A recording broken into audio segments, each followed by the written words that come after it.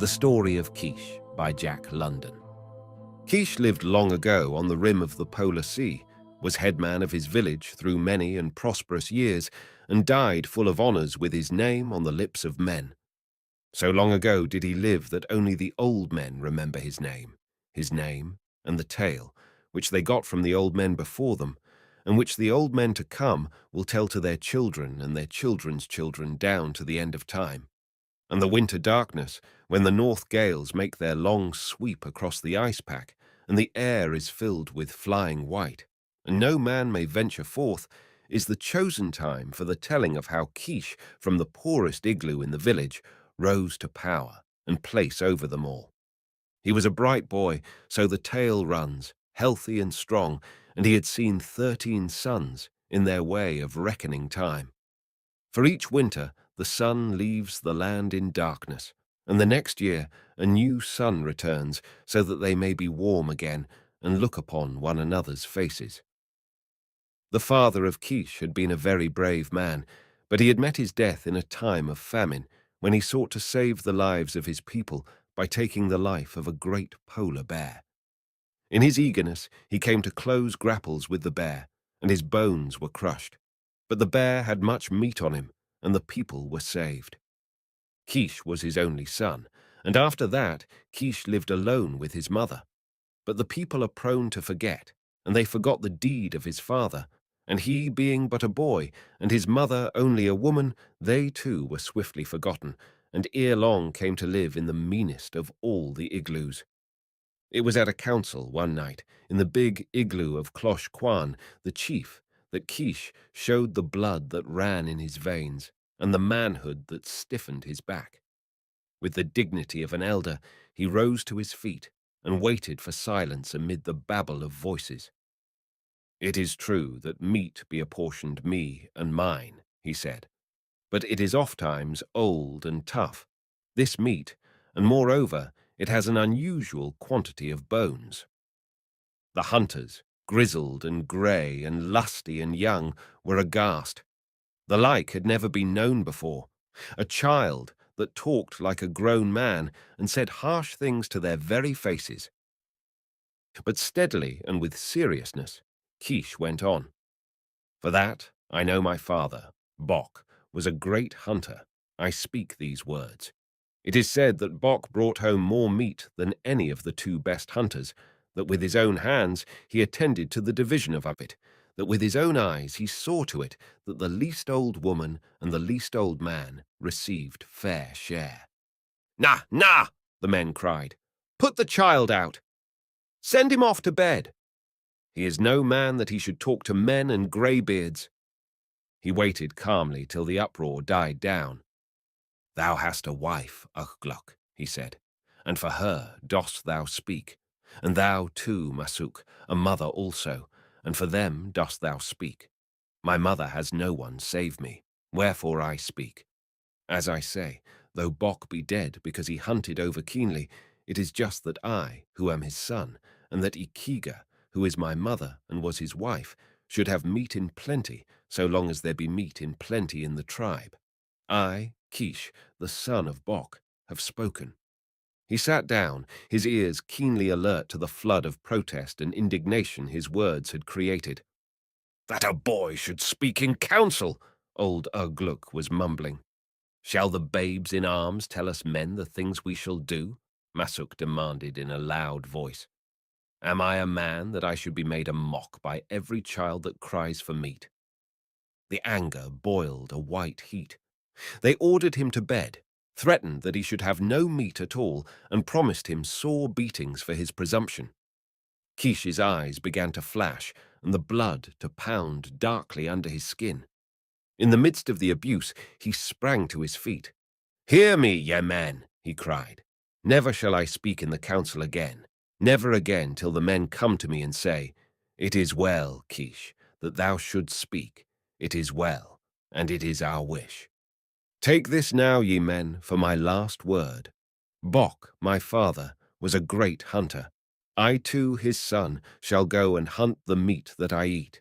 And be it known now that the division of that which I kill shall be fair, And no widow nor weak one shall cry in the night, because there is no meat, when the strong men are groaning in great pain, for that they have eaten overmuch. And in the days to come there shall be shame upon the strong men who have eaten overmuch. I, Kish, have said it. Jeers and scornful laughter followed him out of the igloo, but his jaw was set, and he went his way, looking neither to right nor left. The next day he went forth along the shoreline, where the ice and the land met together. Those who saw him go noted that he carried his bow with a goodly supply of bone-barbed arrows, and that across his shoulder was his father's big hunting spear. And there was laughter and much talk at the event. It was an unprecedented occurrence. Never did boys of his tender age go forth to hunt, much less to hunt alone. Also were there shaking of heads and prophetic mutterings, and the women looked pityingly at Ikiga, and her face was grave and sad. "He will be back ere long," they said cheeringly. "Let him go. It will teach him a lesson," the hunters said, "and he will come back shortly, and he will be meek and soft of speech in the days to follow." But a day passed, and a second, and on the third a wild gale blew, and there was no Kish. Ikiga tore her hair and put soot of the seal oil on her face in token of her grief, and the women assailed the men with bitter words in that they had mistreated the boy and sent him to his death. And the men made no answer, preparing to go in search of the body when the storm abated. Early next morning, however, Kish strode into the village, but he came not shamefacedly. Across his shoulders he bore a burden of fresh-killed meat, and there was importance in his step and arrogance in his speech.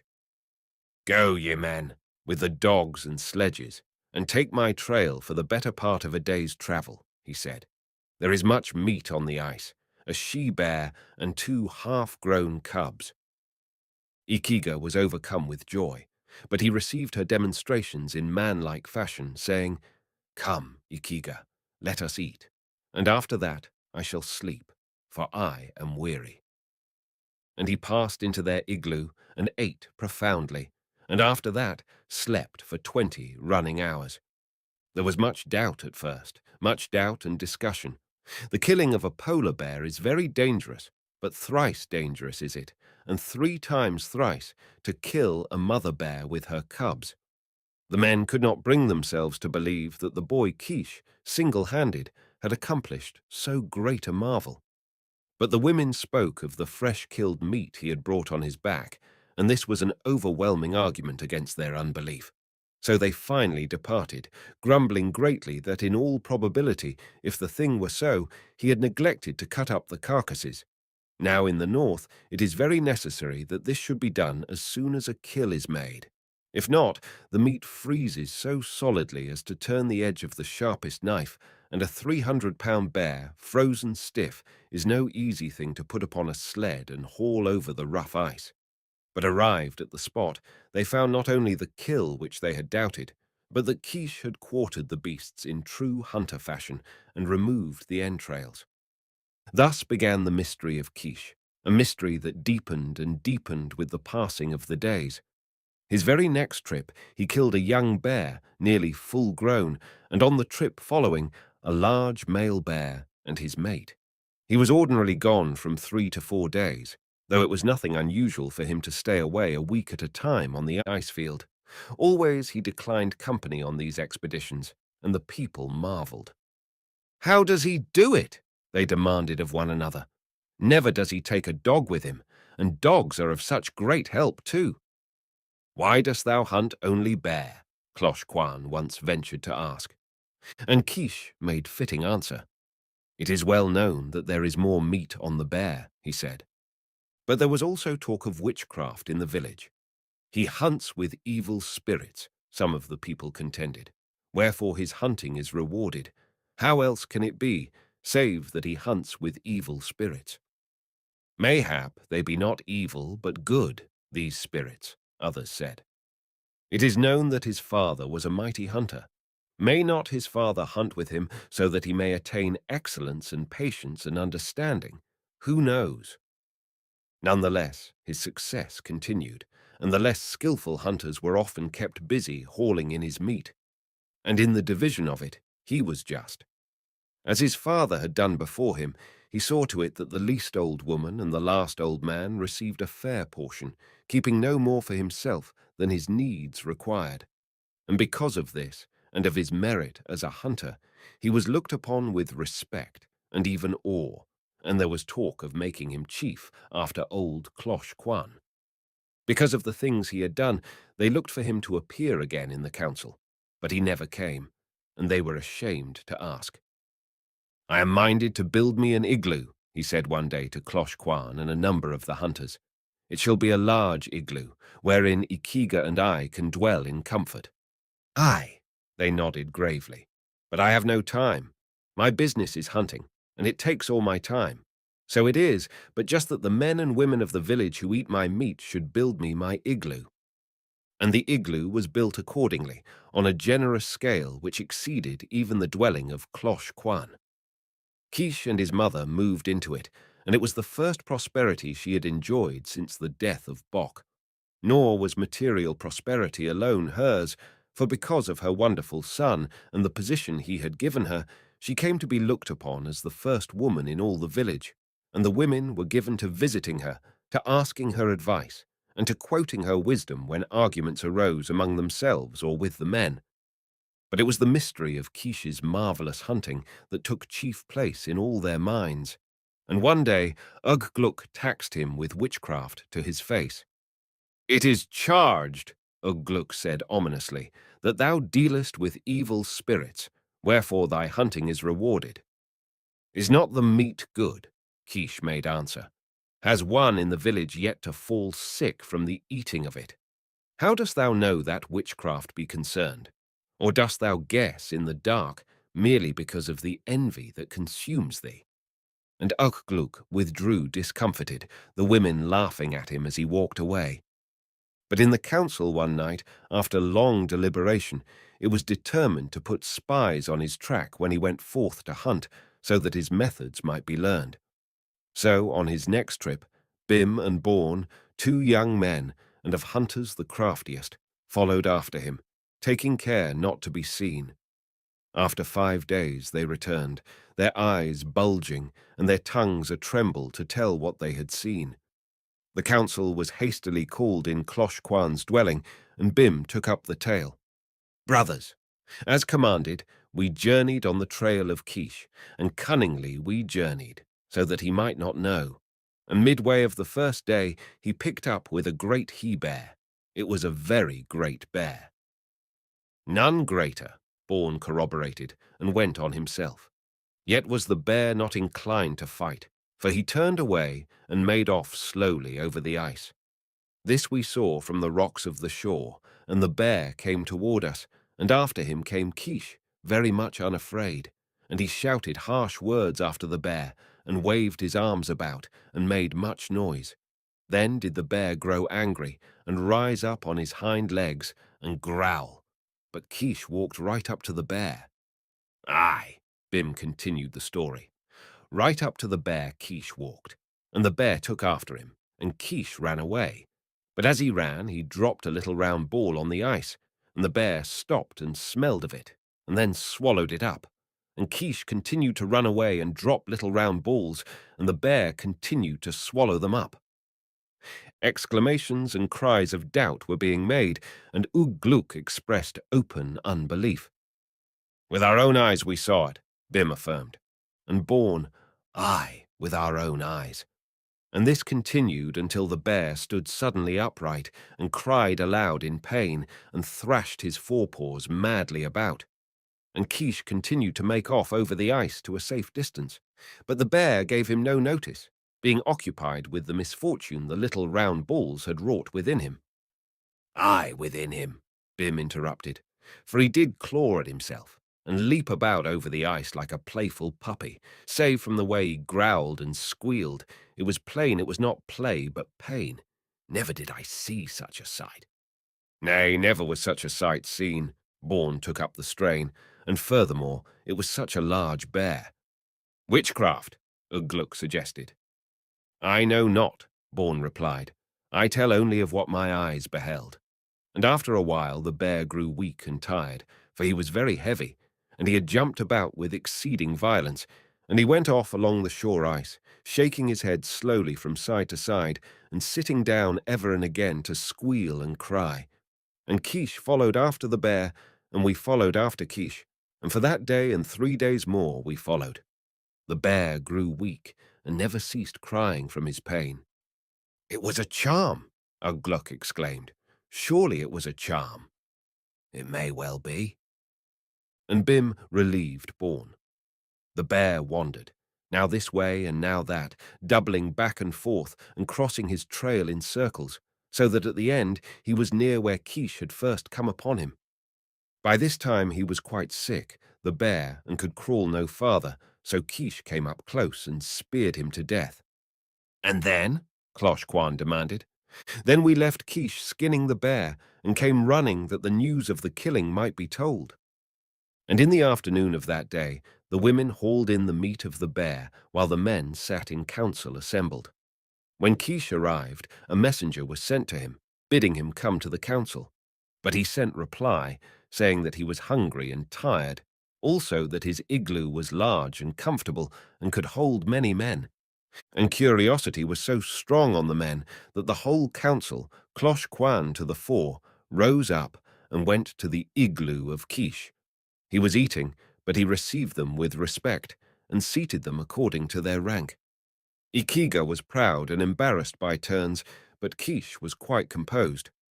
Klosh Kwan recited the information brought by Bim and Born, and at its close said in a stern voice, "So explanation is wanted, O Kish, of thy manner of hunting.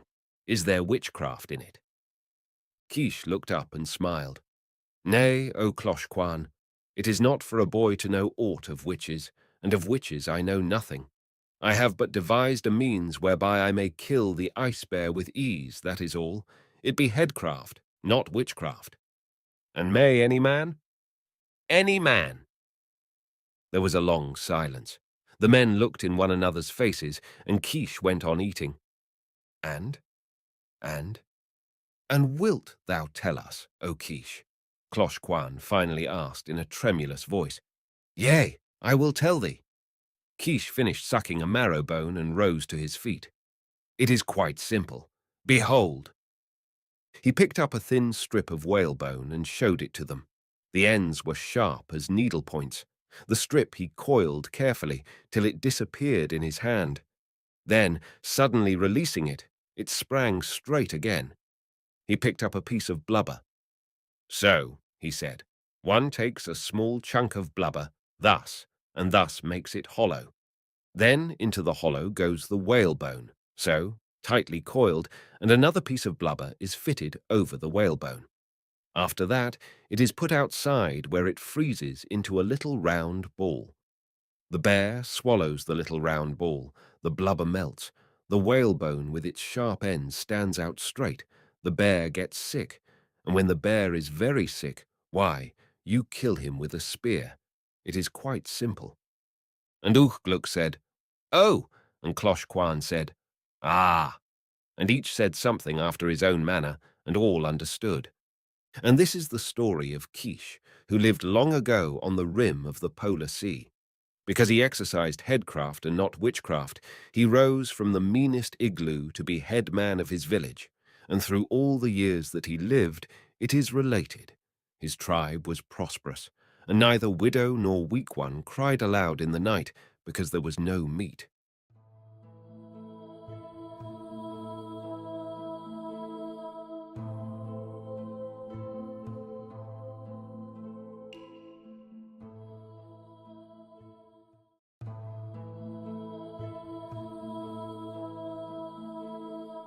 The White Silence, an adventure tale of risk by Jack London.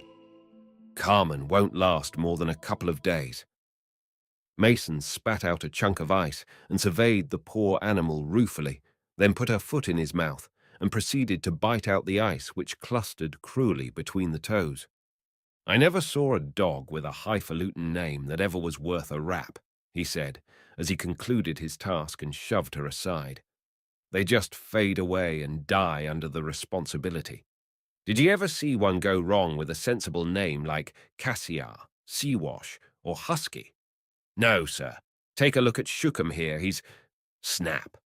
The lean brute flashed up, the white teeth just missing Mason's throat. You will you? A shrewd clout behind the ear with the butt of the dog whip stretched the animal in the snow, quivering softly, a yellow slaver dripping from its fangs.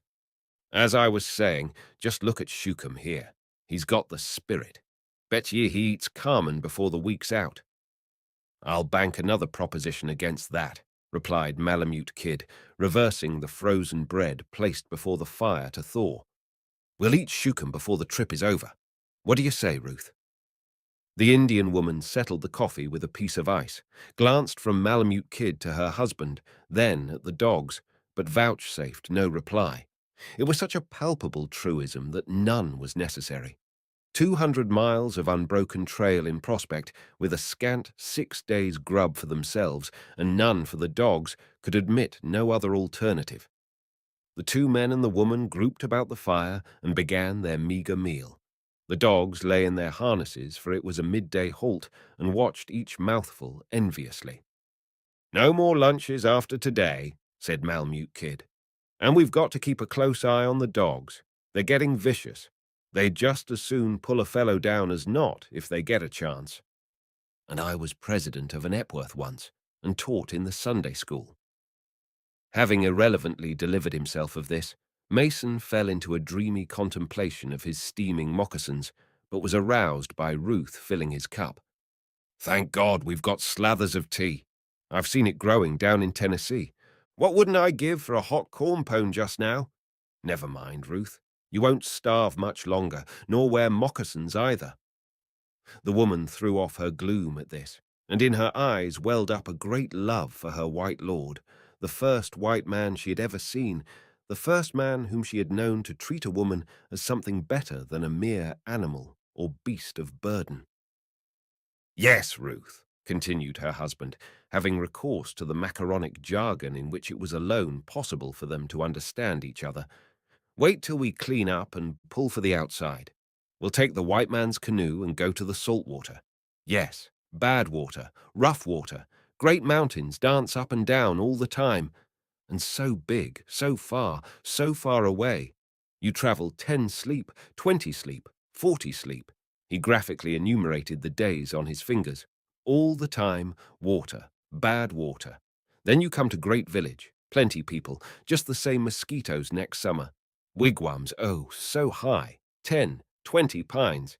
Hi you, Skookum. He paused impotently, cast an appealing glance at Malmute Kid, then laboriously placed the 20 pines, end on end, by sign language. Malmute Kid smiled with cheery cynicism, but Ruth's eyes were wide with wonder and with pleasure, for she half believed he was joking, and such condescension pleased her poor woman's heart. And then you step into a box and poof, up you go. He tossed his empty cup in the air by way of illustration, and as he deftly caught it, cried, And biff, down you come. Oh, great medicine men, you go Fort Yukon. I go Arctic City, 25 sleep, big string all the time. I catch him string. I say, Hello, Ruth, how are ye? And you say, Is that my good husband? And I say, Yes. And you say, No can bake good bread, no more soda. Then I say, Look in cash under flour, goodbye. You look and catch plenty soda. All the time you Fort Yukon, me Arctic City. Hi you medicine man. Ruth smiled so ingenuously at the fairy story that both men burst into laughter. A row among the dogs cut short the wonders of the outside, and by the time the snarling combatants were separated, she had lashed the sleds and all was ready for the trail. Mush! Baldy! Hi! Mush on! Mason worked his whip smartly, and as the dogs whined low in the traces, broke out the sled with the G-pole. Ruth followed with the second team, leaving Malmute Kid, who had helped her start, to bring up the rear. Strong man, brute that he was, capable of felling an ox at a blow, he could not bear to beat the poor animals, but humoured them as a dog-driver rarely does. Nay, almost wept with them in their misery. "Come, mush on there, you poor sore-footed brutes," he murmured, after several ineffectual attempts to start the load. But his patience was at last rewarded, and though whimpering with pain, they hastened to join their fellows. No more conversation. The toil of the trail will not permit such extravagance. And of all deadening labours, that of the Northland Trail is the worst. Happy is the man who can weather a day's travel at the price of silence, and that on a beaten track. And of all heartbreaking labours, that of breaking trail is the worst. At every step, the great webbed shoe sinks till the snow is level with the knee. Then up, straight up, the deviation of a fraction of an inch being a certain precursor of disaster, the snowshoe must be lifted till the surface is cleared. Then forward, down, and the other foot is raised perpendicularly for the matter of half a yard. He who tries this for the first time, if haply he avoids bringing his shoes in dangerous propinquity, and measures not his length on the treacherous footing, will give up exhausted at the end of 100 yards. He who can keep out of the way of the dogs for a whole day may well crawl into his sleeping bag with a clear conscience and a pride which passeth all understanding. And he who travels 20 sleeps on the long trail is a man whom the gods may envy. The afternoon wore on, and with the awe born of the white silence, the voiceless travellers bent to their work. Nature has many tricks wherewith she convinces man of his finity. The ceaseless flow of the tides, the fury of the storm, the shock of the earthquake, the long roll of heaven's artillery. But the most tremendous, the most stupefying of all, is the passive phase of the white silence. All movement ceases, the sky clears, the heavens are as brass. The slightest whisper seems sacrilege, and man becomes timid, affrighted at the sound of his own voice. Sole speck of life journeying across the ghostly wastes of a dead world, he trembles at his audacity, realizes that his is a maggot's life, nothing more. Strange thoughts arise unsummoned, and the mystery of all things strives for utterance. And the fear of death, of God, of the universe, comes over him. The hope of the resurrection and the life, the yearning for immortality, the vain striving of the imprisoned essence. It is then, if ever, man walks alone with God. So wore the day away. The river took a great bend, and Mason headed his team for the cut-off across the narrow neck of land. But the dogs balked at the high bank. Again and again, though Ruth and Melmute Kid were shoving on the sled, they slipped back. Then came the concerted effort. The miserable creatures, weak from hunger, exerted their last strength. Up, up! The sled poised on the top of the bank, but the leader swung the string of dogs behind him to the right, fouling Mason's snowshoes. The result was grievous. Mason was whipped off his feet. One of the dogs fell in the traces, and the sled toppled back, dragging everything to the bottom again. Slash! The whip fell among the dogs savagely, especially upon the one which had fallen. "Don't, Mason," entreated Malamute Kid. "The poor devil's on its last legs. Wait, and we'll put my team on." Mason deliberately withheld the whip till the last word had fallen, then out flashed the long lash, completely curling about the offending creature's body. Carmen, for it was Carmen, cowered in the snow, cried piteously, then rolled over on her side. It was a tragic moment, a pitiful incident of the trail, a dying dog, two comrades in anger. Ruth glanced solicitously from man to man, but Malmute Kid restrained himself, though there was a world of reproach in his eyes, and bending over the dog, cut the traces. No word was spoken. The teams were double-spanned and the difficulty overcome. The sleds were under way again, the dying dog dragging herself along in the rear. As long as an animal can travel, it is not shot, and this last chance is accorded it. The crawling into camp, if it can, in the hope of a moose being killed. Already penitent for his angry action, but too stubborn to make amends, Mason toiled on at the head of the cavalcade, little dreaming that danger hovered in the air. The timber clustered thick in the sheltered bottom, and through this they threaded their way. 50 feet or more from the trail towered a lofty pine. For generations it had stood there, and for generations destiny had had this one end in view. Perhaps the same had been decreed of Mason. He stooped to fasten the loosened thong of his moccasin.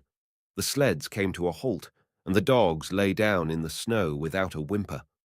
The stillness was weird. Not a breath rustled the frost-encrusted forest. The cold and silence of outer space had chilled the heart and smote the trembling lips of nature. A sigh pulsed through the air. They did not seem to actually hear it, but rather felt it, like the premonition of movement in a motionless void. Then the great tree, burdened with its weight of years and snow, played its last part in the tragedy of life. He heard the warning crash and attempted to spring up, but almost erect, caught the blow squarely on the shoulder. The sudden danger, the quick death. How often had Malmute Kid faced it? The pine needles were still quivering as he gave his commands and sprang into action. Nor did the Indian girl faint or raise her voice in idle wailing, as might many of her white sisters. At his order, she threw her weight on the end of a quickly extemporized handspike, easing the pressure and listening to her husband's groans, while Malmute Kid attacked the tree with his axe. The steel rang merrily as it bit into the frozen trunk, each stroke being accompanied by a forced, audible respiration, the "huh, huh" of the woodsman. At last the kid laid the pitiable thing that was once a man in the snow. But worse than his comrade's pain was the dumb anguish in the woman's face, the blended look of hopeful, hopeless query. Little was said.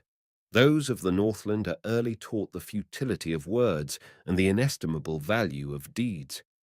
With the temperature at 65 below zero, a man cannot lie many minutes in the snow and live. So the sled lashings were cut, and the sufferer, rolled in furs, laid on a couch of boughs. Before him roared a fire built of the very wood which wrought the mishap. Behind and partially over him was stretched the primitive fly, a piece of canvas, which caught the radiating heat and threw it back and down upon him, a trick which men may know who study physics at the fount. And men who have shared their bed with death know when the call is sounded. Mason was terribly crushed. The most cursory examination revealed it. His right arm, leg, and back were broken. His limbs were paralyzed from the hips, and the likelihood of internal injuries was large. An occasional moan was his only sign of life. No hope, nothing to be done. The pitiless night crept slowly by. Ruth's portion, the despairing stoicism of her race, and Malmute Kid adding new lines to his face of bronze. In fact, Mason suffered least of all, for he spent his time in eastern Tennessee, in the Great Smoky Mountains, living over the scenes of his childhood. And most pathetic was the melody of his long-forgotten southern vernacular as he raved of swimming holes and coon hunts and watermelon raids. It was as Greek to Ruth, but the kid understood and felt as only one can feel who has been shut out for years from all that civilization means. Morning brought consciousness to the stricken man, and Malamute Kid bent closer to catch his whispers. "You remember when we foregathered on the Tanana, 4 years come next ice run? I didn't care so much for her then. It was more like she was pretty, and there was a smack of excitement about it, I think. But do you know, I've come to think a heap of her.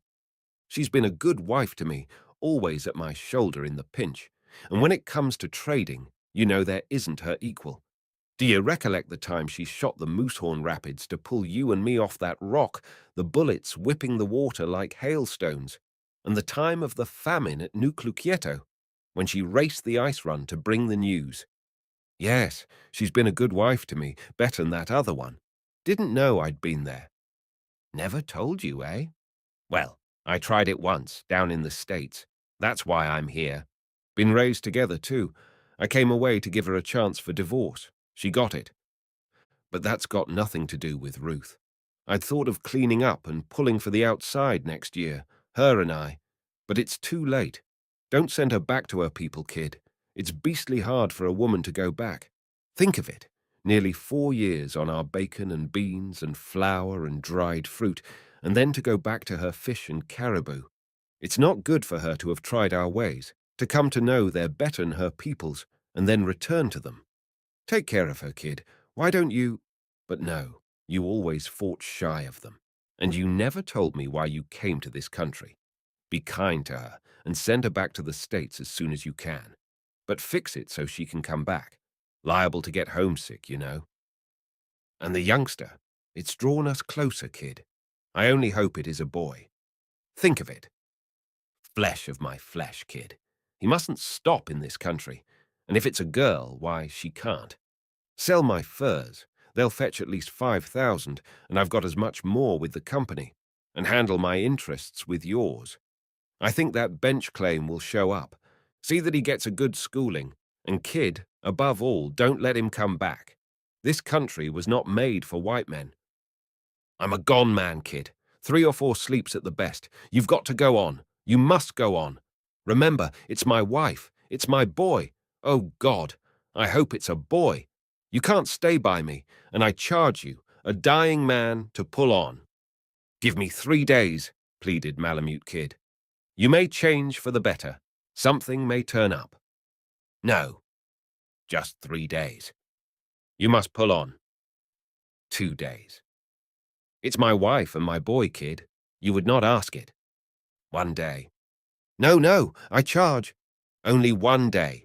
We can shave it through on the grub, and I might knock over a moose. No, all right. 1 day, but not a minute more. And kid, don't leave me to face it alone.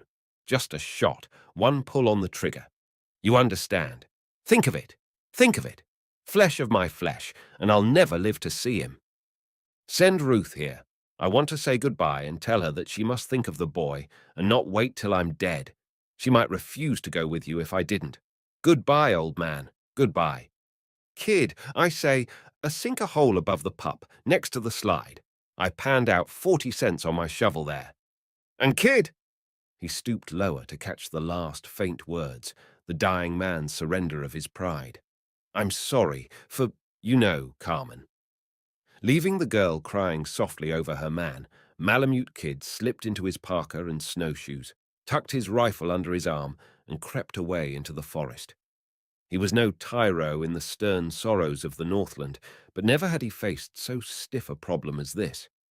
In the abstract, it was a plain mathematical proposition, 3 possible lives as against 1 doomed one.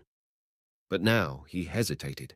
For 5 years, shoulder to shoulder, on the rivers and trails, in the camps and mines, facing death by field and flood and famine, had they knitted the bonds of their comradeship. So close was the tie that he had often been conscious of a vague jealousy of Ruth from the first time she had come between. And now it must be severed by his own hand. Though he prayed for a moose, just 1 moose, all game seemed to have deserted the land, and nightfall found the exhausted man crawling into camp, light-handed, heavy-hearted. An uproar from the dogs and shrill cries from Ruth hastened him. Bursting into the camp, he saw the girl in the midst of the snarling pack, laying about her with an axe. The dogs had broken the iron rule of their masters and were rushing the grub. He joined the issue with his rifle reversed, and the hoary game of natural selection was played out with all the ruthlessness of its primeval environment. Rifle and axe went up and down, hit or missed with monotonous regularity. Lithe bodies flashed, with wild eyes and dripping fangs, and man and beast fought for supremacy to the bitterest conclusion. Then the beaten brutes crept to the edge of the firelight, licking their wounds, voicing their misery to the stars. The whole stock of dried salmon had been devoured, and perhaps 5 pounds of flour remained to tide them over 200 miles of wilderness. Ruth returned to her husband, while Malamute Kid cut up the warm body of one of the dogs, the skull of which had been crushed by the axe. Every portion was carefully put away, save the hide and offal which were cast to his fellows of the moment before. Morning brought fresh trouble. The animals were turning on each other. Carmen, who still clung to her slender thread of life, was downed by the pack. The lash fell among them unheeded. They cringed and cried under the blows, but refused to scatter till the last wretched bit had disappeared. Bones, hide, hair, everything. Malemute Kid went about his work, listening to Mason, who was back in Tennessee, delivering tangled discourses and wild exhortations to his brethren of other days. Taking advantage of neighboring pines, he worked rapidly, and Ruth watched him make a cache similar to those sometimes used by hunters to preserve their meat from the wolverines and dogs. One after the other, he bent the tops of two small pines toward each other and nearly to the ground, making them fast with thongs of moose hide. Then he beat the dogs into submission and harnessed them to two of the sleds, loading the same with everything but the furs which enveloped Mason. These he wrapped and lashed tightly about him, fastening either end of the robes to the bent pines. A single stroke of his hunting knife would release them and send the body high in the air. Ruth had received her husband's last wishes and made no struggle. Poor girl, she had learned the lesson of obedience well. From a child, she had bowed and seen all women bow to the lords of creation, and it did not seem in the nature of things for woman to resist. The kid permitted her one outburst of grief as she kissed her husband. Her own people had no such custom, then led her to the foremost sled and helped her into her snowshoes.